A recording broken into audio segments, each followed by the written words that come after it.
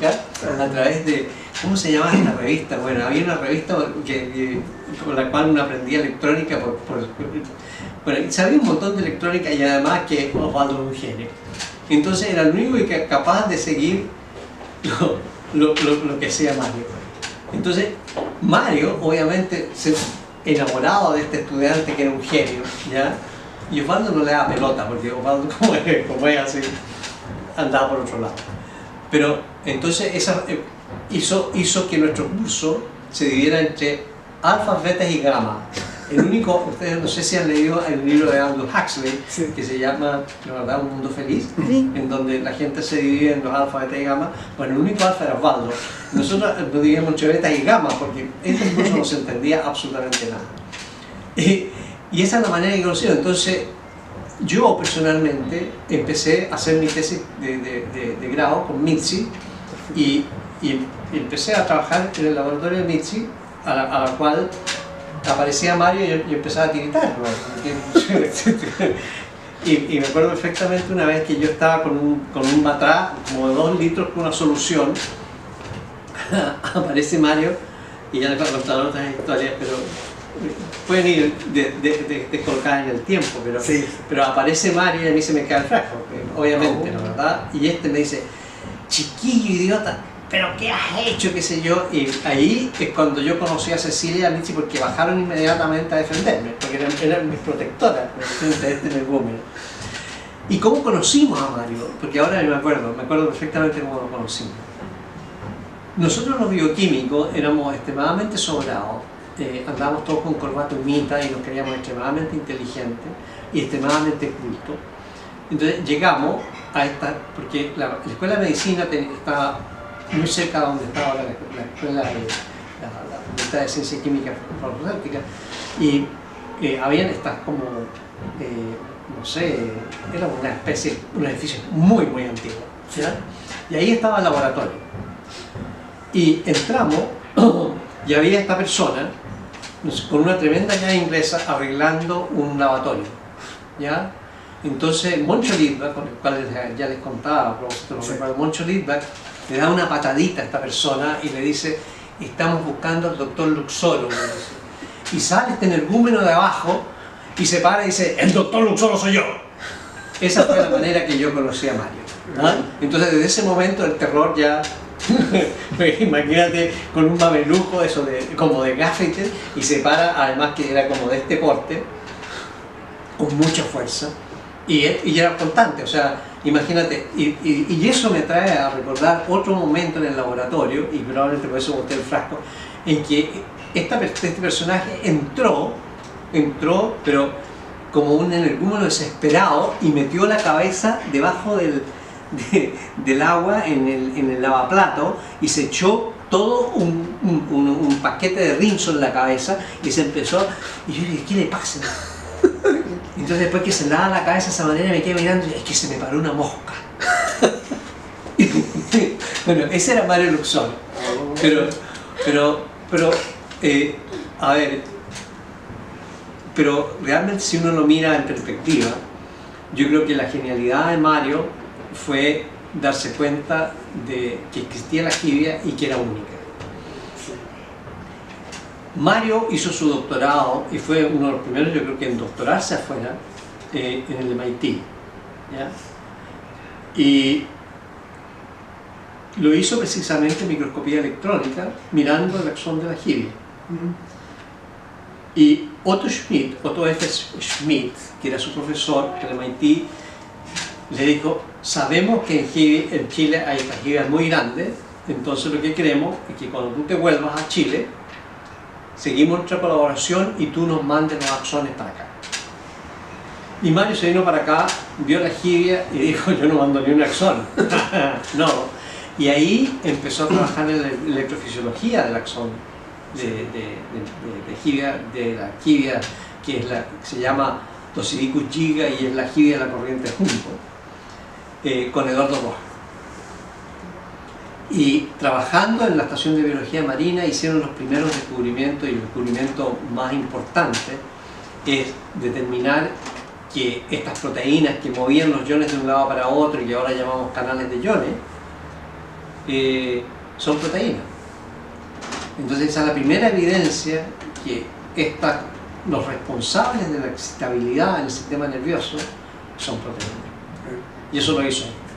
Entonces, primero, y de ahí la gente de afuera supo que existía el taxón. Entonces vuelvo a la primera historia del camión, ¿cierto? Y supo la historia de los axones de Giga y ellos ya pensaban que se iban a encontrar, la verdad, con un cable eléctrico de 1 centímetro de ancho. Entonces traían unas cámaras para estudiar para estudiar los axones, lo cual no tenía ni un sentido. Así que tuvieron que reducir las cámaras y todo, porque realmente había llegado, la verdad, el mensaje a Estados Unidos que aquí los axones eran de 1 centímetro de diámetro, no eran unas cosas monstruosas. Pero bueno, esa es otra de las historias que son de aquella época. Pero entonces usted, el profe Mario Luxoro, no fue maestro directo suyo. No lo considera... Mario Luxoro nunca fue maestro directo mío. Yeah. Él fue... a ver, yo hice mi tesis con Cecilia, ¿ya? Perdón, con Mitzi. Con Mitzi. Cuando yo llegué, Cecilia había terminado su tesis de bioquímica, con Mitzi también, y estaba haciendo una especie de entrenamiento junto con Eduardo y con Mario en transporte de calcio. El que iba a ser mi tutor de doctorado fue Fernando Vargas. Y Fernando Vargas, acuérdense ustedes que estamos hablando del 67-68, las universidades estaban extremadamente en revuelta y vino el proceso de reforma de la universidad, en donde se acabaron las cátedras. Antes habían cátedras, se entraba un señor con un séquito, bueno, eso se acabó y se crearon los departamentos. Entonces, la mayor parte de nuestros profesores, Mario fue decano de la Facultad de Ciencias, y Fernando Vargas, que era mi tutor, se fue a postularse para rector de la Universidad de Chile. Entonces, nosotros que estábamos empezando a hacer la tesis con Cecilia, nos quedamos solos. Entonces, la de tesis y doctorado la hicimos solos con Cecilia. Entonces, todos los papers que nosotros tenemos, los 3 primeros papers que salen de esa tesis, son o Cecilia Hidalgo y Ramón Latorre, o Ramón Latorre y Cecilia Hidalgo. Eso es la historia. Y ahora, mirando retrospectivamente y con todo el trabajo que usted está haciendo ahora con ese mismo proyecto, patrimonialmente, ¿qué valor le asigna usted a Montemar, digamos, a todo lo que ustedes trabajaron y han continuado haciendo, digamos?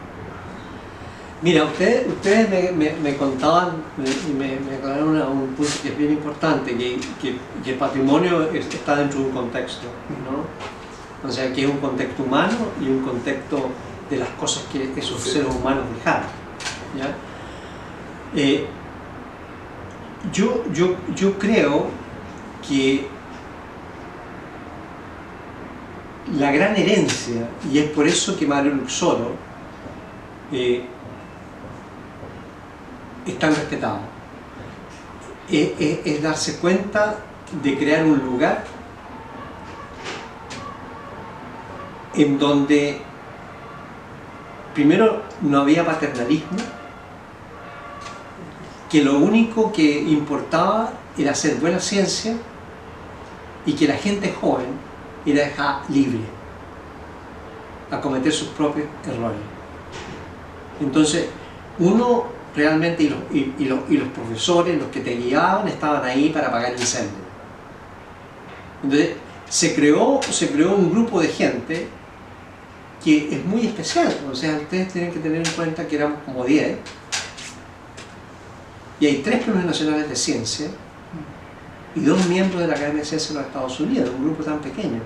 Entonces es un estilo de hacer ciencia y yo creo que por eso ha quedado marcado dentro de la manera de cómo se estructuran las relaciones humanas o cómo se puede hacer buena ciencia con Montemar.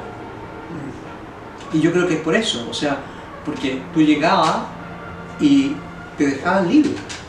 Usted tiene una idea, trata de hacerla. O sea, mujer y hombre tampoco había diferencia. Ahora que está como de género. El tema como de feminismo y dentro de la universidad. Ahí ustedes, mujeres y hombres, investigaban. A mí siempre me han explotado las mujeres, entonces no sé, yo... ¿En ciencias no se da? No, mira, no, bueno, yo creo que, bueno, en una época muy antigua, si tú me preguntas ahora, yo creo que eso ha cambiado mucho desde la época mía, ¿ya? Es decir, yo puedo equivocarme, ¿ya? Pero pienso que las mujeres en mi época tenían que funcionar como hombres para poder salir adelante en este ambiente difícil, ¿no? No tanto yo creo que en bioquímica, pero en otras ramas piensan en matemáticas, en física, digamos, donde claramente se pensaba, digamos, que habían seres de primera y de segunda, como los alfa y beta, ¿me entiendes? Pero específicamente en Montemar. No, en Montemar, de hecho, su profesora fue una mujer. De hecho, o sea, Minci, mira, imagínense ustedes que habían dos italianos, Minci Canesi y Mario, y estaba Fernando y estaba Guaglio, que era, digamos, y Sigmund Ficci, que era el marido de Minci Canesi. Ahora, las peleas eran sensacionales, porque estos dos italianos hacían unos choques y sabían chispas, y siempre las peleas las ganaba Fernando Vargas porque nunca se enojaba. Eso era pan de todos los días. Cada vez que nos sentábamos había una gran discusión. Pero yo creo que, digamos, para nosotros, o sea, como lo miro yo desde ahora, digamos, o sea, Michi y Cecilia eran dos pescados grandes, ¿no? O sea, no había ninguna diferencia y todo lo contrario, digamos, cuando las dos se ponían de frente contra los hombrecitos estos no dejaban títere con cabeza, sobre todo Michi, o sea, así que yo, la relación que yo he tenido, les puedo contar otra historia. Yo me acuerdo perfectamente cuando llegamos con Cecilia, cuando llegamos a hacer nuestros postdoctorados en el Instituto Nacional de Salud de los Estados Unidos, se acercó a mí un técnico y me dijo: Ramón, yo quiero hablar contigo acerca del machismo en Latinoamérica. Y yo lo quedé mirando y dije: ¿tú me puedes decir qué señora de los científicos que están aquí de este país está trabajando en este momento? No hay ninguna. Me dijo: bueno, mi señora está trabajando, yo no sé qué es lo que me viene a hablar a mí. Entonces, o sea, nunca, esa preocupación no existía, pero la preocupación está, y de hecho, a propósito de eso, mira, aquí está el estado de las mujeres. ¿Ah? O sea, me invitaron a hablar de esto, me tuve que leer todo esto, y leyendo uno se da cuenta de las tremendas injusticias, la tremenda mal manejo de género